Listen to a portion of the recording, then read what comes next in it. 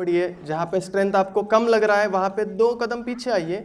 और जब भी, ये सबको पता है कि शेर जब दहाड़ लगाता है तो पहले 2 कदम पीछे आता है और 10 कदम आगे चला जाता है। तो ये जो सोच है, ये सोच हमारे संगठन के साथ बनाए रखिए।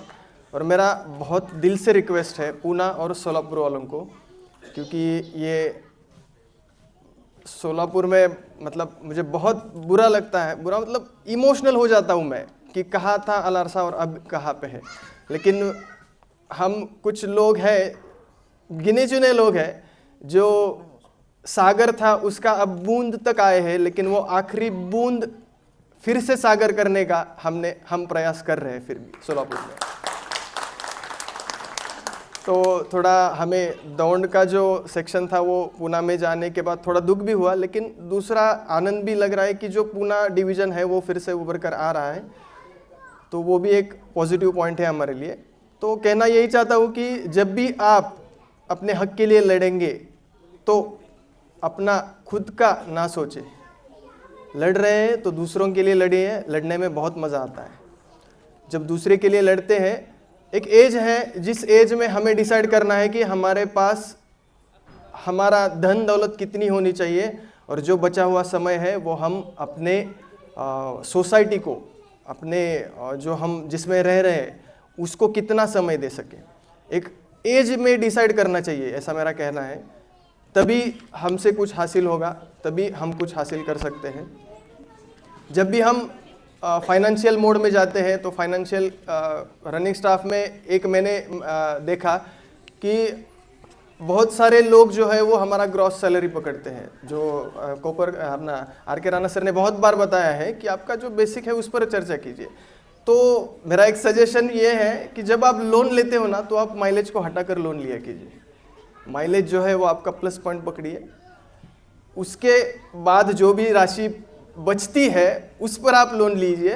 तो आप आपका जो फाइनेंशियल बर्डन है वो कम कर सकते हैं, और आप में हिम्मत आ जाएगी ये चीज़ की आगे जो भी हमारे साथ गलत हो रहा है उसके खिलाफ लड़ने की। तो बस यही मेरे 2 शब्द थे। धन्यवाद। धन्यवाद साथी योगेश। बात यह है कि आपकी उम्र में जब हम ट्रेड यूनियन करने आए थे तो हमारी भी धड़कन बढ़ जाती थी, और ये जो हमारे युवा हैं, हमारे संगठन के हमारे युवा साथी हैं, वो हमारे दिल की धड़कन है वास्तव में। तो आप लोग संगठन के भविष्य हैं। संगठन को भविष्य आप लोगों के हाथे में, संगठन का भविष्य आप लोगों के हाथों में है। तो धड़कन मत बढ़ाइए, इमोशनल भी मत होइए। मैं फिर से जोर से बोलूँगा कि इमोशनल होने की ज़रूरत नहीं है। संगठन के जीवन में, व्यक्ति के जीवन में भी, किसी के भी जीवन में उतार चढ़ाव आते हैं। अगर सोलापुर में बहुत तेज़ी से, बहुत अच्छे से संगठन खड़ा हुआ था, संगठन बैकफुट पर गया है, तो फिर से संगठन आगे खड़ा होगा। हम लोग सपोर्ट करेंगे, खड़ा करना आप लोगों का काम है।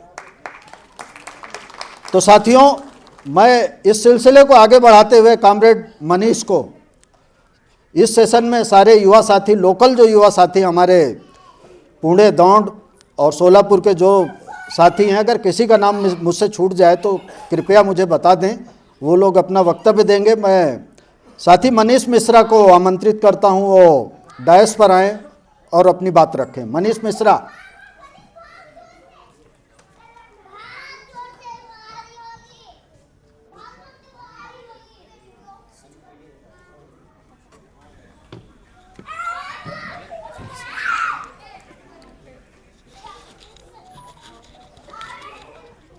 खाना खा लिया ना? सब खाना खा लिया ना?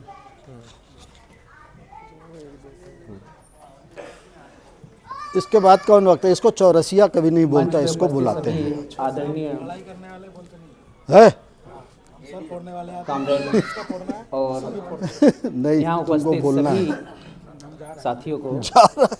मैं दिल से और धन्यवाद इसके बाद देता हूँ और कौन जो है? आज पुणे बिट्टू, मंडल में पहला कौन है बीजेएम वक्ता? हम लोग ये कंडक्ट किए हैं, उसमें आप सभी की सहभागिता के लिए मैं आपको हाँ, धन्यवाद तुम देता तो बोलोगे ही, और कोई है तो? हूं। मुझे आशा है आप सब ने जो अभी खाना जो खाया होगा वो ठीक लगा होगा आपको, ऐसा उम्मीद करता हूँ मैं। शायद अप टू मार्क ना रहा हो तो बता दीजिए।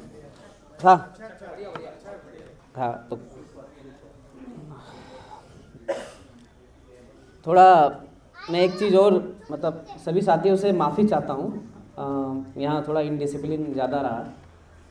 बच्चे काफ़ी शाउटिंग कर रहे थे, पर बच्चे हैं तो करेंगे भी, ये भी ज़रूरी है। मैं थोड़ा अपना रिपोर्ट के बारे में, हमने जो रिपोर्ट तैयार की है, सुबह बोलना है किसी को? पिछले 8 सालों में मैं डिवीज़न में हूँ, 8-9 साल हो गए लगभग, क्योंकि मैं भी ट्रांसफ़र आया था विशाखापट्टनम से। तो 9 सालों में हम अलारसा को पूना डिवीज़न में काफ़ी आगे तक लेके गए, और पर अब चुनौतियाँ और उस समय की चुनौतियों में बहुत अंतर हो गया है। डिविजनल लेवल पे बोल रहा हूँ मैं। नेशनल लेवल पे हम जो देख रहे हैं और जो चीज़ हमको दी जाती है, लगभग हम पूरा पालन करने का कोशिश करते हैं उन सब चीज़ों के बारे में। तो मैं अभी आपके सामने रिपोर्ट रखूँगा। रिपोर्ट में ये रिपोर्ट जो है आपको मिली होगी, ये रिपोर्ट की कॉपी। वो रिपोर्ट की कॉपी में एक डिविजनल जो सेक्रेटरी रिपोर्ट होती है और एक ट्रेजरर रिपोर्ट होती है, ये कंबाइंड रिपोर्ट है उसकी। इसमें 4 साल का आपको लेखा जोखा मिलेगा। उन 4 सालों में क्या क्या उपलब्धियाँ पुणे डिवीज़न में रहते हुए अलारसा ने अचीव की है, और कैसे कैसे हम इन 8 सालों में अपने संगठन को लेके गए हैं, आगे कैसे बढ़े हैं, इसके बारे में इसमें लिखा हुआ है। मैं शॉर्ट में बताते हुए आपको थोड़ा सा बताना चाहता हूँ कि हमारी जो पहली एक संगठनात्मक जो ताकत थी, जो संगठन के तौर पे पुणे मंडल में, आप सभी को मालूम होगा 2 या 3 साल तक कोरोना पीरियड चला। उस कोरोना पीरियड में एक लोगो रनिंग स्टाफ था जिसने सभी, ये रिपोर्ट जो है बीजीएम में रखना है। थोड़ा सा रख रहा हूँ, उसके बाद बोल के वो रखेगा। बोल दो, बीजीएम जब होगा। हाँ, एक्चुअल रिपोर्ट तो विक्रम को रखना चाहिए। हाँ, तो वही तो बोल रहा हूँ मैं। हाँ, मुझे को रखना पड़ रहा है। हाँ, तो ठीक है। अभी जो सम्मेलन हो रहा है, अधिकार सम्मेलन, ज़्यादा नहीं बोलूँगा। हाँ ठीक है, इस पर भी बोलो और उस पर बोलो थोड़ा सा। तो इस 4 साल का इसमें लेखा जोखा है। उन 4 सालों में संगठन ने क्या अचीव किया है, ये बीजीएम का हिस्सा है। ये बीजीएम जो हम शुरू करने वाले हैं उसके बारे में आपको उस समय बताया जाता है। क्योंकि हम समय से काफ़ी लेट हैं, थोड़ा सा हम पीछे चल रहे हैं, तो इसलिए मैं ये रिपोर्ट पहले दे रहा हूँ। पर मैंने ये रिपोर्ट सभी को दे दी होगी, या मुझे आशा है सबको मिल गई होगी। मैं चाहता हूं अगर आप देखें 4 साल में डिवीज़न में हम लोगों ने मेंबरशिप बढ़ाने का पूरा प्रयास किया है, और चूंकि मेंबरशिप वो उसमें जो अमाउंट हम लोगों ने समय के साथ जैसा संगठन को जरूरत पड़ती रही उसके हिसाब से राशि बढ़ाई है। तो